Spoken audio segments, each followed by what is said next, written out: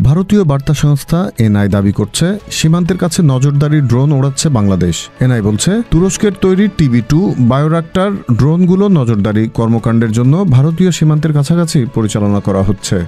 সাধারণত অবৈধ অনুপ্রবেশ, সীমান্তে সন্ত্রাসী কর্মকাণ্ড রোধ সহ সীমান্ত অপরাধ নিয়ন্ত্রণে এ ধরনের নজরদারি করা হয়। কিন্তু এ ঘটনাকে নিয়ে রূপকথার গল্প ফাঁদছে ভারতীয় গণমাধ্যমগুলো। নানান মিথ্যাচারের মাধ্যমে তারা বলছে সীমান্তে উঠছে টার্কির ড্রোন, পাকিস্তানের কোন চালে বাংলাদেশের পাশে চীন। তারা আরও বলছে পাকিস্তানের প্যাচে বাংলাদেশে হেরে গেল ভারত। বাংলাদেশের অভ্যন্তরীণ বিষয়ে ভারতের অযাচিত হস্তক্ষেপ, পলাতক গণহত্যাকারীদের আশ্রয় প্রদান, ভিসা বন্ধকরণ সহ নানা কারণে ভারতের সাথে সম্পর্কের অবনতি ঘটে বাংলাদেশের। বন্ধু রাষ্ট্র হিসেবে বাংলাদেশের পাশে দাঁড়ায় দীর্ঘদিনের উন্নয়ন সহযোগী চীন। আর পাকিস্তানের সাথেও উন্নয়ন হয়েছে বাণিজ্যিক সম্পর্কের, যা মেনে নিতে পারছে না ভারত। Z news, Dhaka.